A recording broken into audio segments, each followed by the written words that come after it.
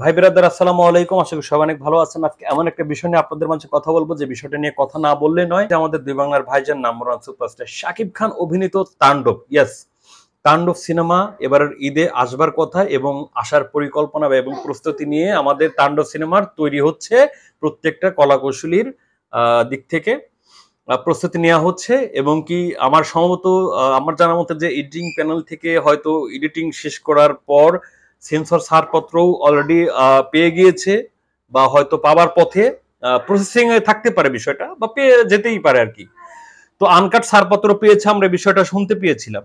So এই যে আমাদের দুই বাংলার ভাইজান number one superstar Shakib Khan অভিনীত এই যে তাণ্ডব সিনেমা, এই সিনেমার এই যে লিচুরো বাগানের যে গান বা এই সিনেমার যে প্রচারণা, এই বিষয়টা সত্যিকার অর্থেই ভাই বিশ্বাস করেন, আমি বলবো যে অনন্য মামুন সাহেবের মতো বা সেই পথেই আসলে হাঁটলো এবার রায়হান রাফি সাহেব। আর তাছাড়া এই যে লিচুরো বাগানের গান, ভাই এটা কি গান না কি ভাই? এটা তো কুক স্টুডিওর মতো লাগছে ভাই।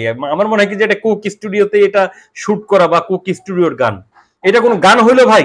মানে শাকিব খানের সাথে এই ধরনের বাজে, এই ধরনের লো কোয়ালিটি, এই ধরনের ফালতু একটা গান, মানে আমি মানে সত্য কথা ভাই, এত সাকিবিয়ান হয়ে আপনারা অনেকেই আসলে বলতে পারেন যে ভাই এই গানটা ভাই ওয়াও, জাস্ট ওয়াও, নাইস, এটা সেটা। ভাই শোনেন, আপনারা ভাই ভালো মন্দ আসলে এটা আপনারা মানে বিচার বিশ্লেষণ করতে জানেন না, যার কারণে এই ধরনের আলতো ফালতু গানগুলোকেও আমাদের মেগা স্টার সুপারস্টার শাকিব খানের সাথে বা তার সিনেমাতে থাকলে পরেও আপনারা ওয়াও ওয়াও করে পাগল হয়ে যান ভাই। কারণ আপনাদের মানে কি বলবো, মানে অন্ধ বিশ্বাস, অন্ধ ভালোবাসা মানে থাকতে পারে, বুঝলাম একটা ভক্ত একটা তার প্রিয়জনের প্রতি এইভাবে অন্ধবিশ্বাস ভালোবাসা থাকতেই পারে, কিন্তু এতটা অন্ধবিশ্বাস ভালোবাসা ভাই আমার মনে হয় কি যে থাকাটা উচিত না। হ্যাঁ, কারণ ভালোকে ভালো এবং মন্দকে মন্দ বলে সেটাকে উপস্থাপন করা, সেটাকে ধরিয়ে দেয়া, সেটা রিপ্রেজেন্ট করা, এটা একটা ভক্তের আমার মনে হয় কি যে উচিত। হুম। তো এখন আমাদের মেগা স্টার সুপারস্টার সাকিব ভাইয়ের যে সিনেমার যে গানটা লিচুরো বাগানে বা তাণ্ডব সিনেমার যে গানগুলো, টাইটেল ট্র্যাক, এই গানটারও কিন্তু আপনার সুরটা আমি দেখেছি যে ভাই কপি করা। হ্যাঁ, এই যে তাণ্ডব সিনেমার যে গানটা টাইটেল ট্র্যাক, এটাও কপি করা এবং লিচুরো বাগানের গান, এটাও লিরিক আমরা শুনতে পেয়েছি বা গণমাধ্যমে আমরা কিছু লেখালেখি দেখতে পেয়েছি যে এটারও লিরিক টিরিক বা কোনো কিছু হয় নাকি কপি টপি করা আছে।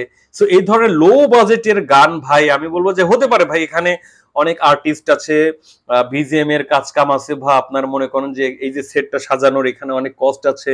হ্যাঁ, মানে খরচ খরচা হয়েছে অনেক টাকা পয়সা ভাই, তারপরেও এটা কোনো গান হইলো? মানে প্রীতম হাসান ভালো গান গায় বা এইসব গান হলো কোক স্টুডিওর জন্য, ঠিক আছে, কিন্তু সিনেমার জন্য ভাই এসব গান না ভাই।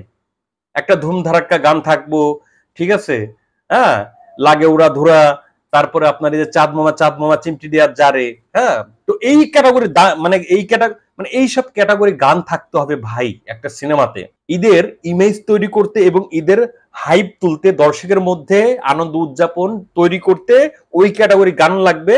লাগে উড়া ধুরা, দুষ্টু কোকিল, তারপরে আপনার চাঁদ মামা চিমটি দেয়া জারে। তো আপনি এইসব কি লিচুরো বাগান মাগান এইসব গান ভাই আপনি মানে এই সিনেমাতে, মানে আমি বুঝলাম না ভাই। হ্যাঁ, এই যে বিগ বাজেটের একটা সিনেমা, সেই সিনেমাতে এই ধরনের গান, মানে এটা আশা করিনি আমরা ভক্ত হিসেবে।